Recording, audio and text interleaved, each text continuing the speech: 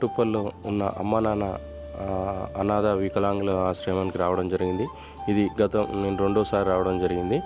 ఈరోజు పుట్టినరోజు జరుపుకుంటున్న మా అన్నయ్య ఈఎల్వి భాస్కర్ గారు పుట్టినరోజు సందర్భంగా అనాథలకు వికలాంగులకు అన్నదానం పాటు రైసు 3 పూటల భోజనం అందించడం జరిగింది.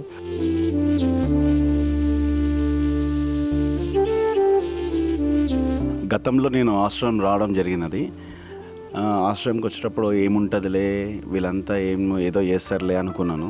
కానీ ఆ రోజు వచ్చినప్పుడు నేను అనుకున్నాను, చేసుకుంటే బర్త్డే ఎన్నే చేసుకోవాలి, ఇంతమందికి మనం ఫుడ్ అరేంజ్ చేసిన వాళ్ళం అవుతున్నాం, ఇంతమందికి ఒక రోజు మొత్తం కడుపు నింపిన వాళ్ళం అవుతున్నాం అనే ఆలోచనలతోటి మా అన్నయ్య తీసుకొచ్చి ఇక్కడ చూపించడము జరిగింది. ఈఎల్వి అశోక్ అనే చెప్పిన కాడికించి ఇది మనము గతం నుంచి కంటిన్యూషన్గా రావడం జరుగుతున్నది.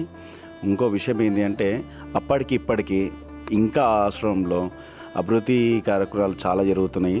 మంచి వాళ్ళు ఇంకా నేను చూసినప్పటికీ ఇప్పటికీ ఆ పీపుల్స్ అందరూ ఇంకా యాక్టివ్గా కానీ ఆరోగ్యంగా కానీ ఉన్నట్టు కనిపిస్తున్నది.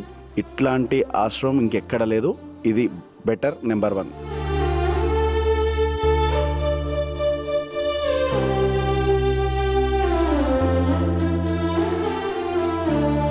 అమ్మా నాన్న అనాథాశ్రమంలోని అభాగ్యుల ఆకలి తీర్చేందుకు మానవతామూర్తుల అన్నదాతల సహాయాన్ని కోరుతున్నాము.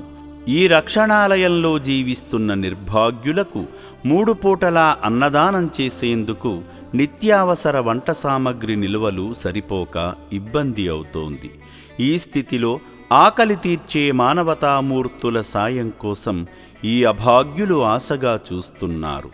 దయగల దాతలారా, వీళ్ళు మీ బిడ్డలే అనుకుని నిత్యావసర వంట సరుకులను అందిస్తే వాళ్ల ఆకలి తీరడం ద్వారా ఆ పుణ్యమంతా మీకే దక్కుతుంది.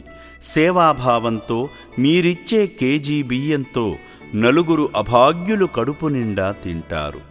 3 పూటల 1800 మంది ఆకలి తీర్చాలంటే ఎంత కష్టమో ఒక్కసారి ఆలోచించండి. దయచేసి బియ్యము, పప్పు, నూనె, కూరగాయలు ఇలా ఏదైనా సాయమందించి శ్రీ పుణ్యలింగేశ్వరుని అనుగ్రహానికి పాత్రులు కండి.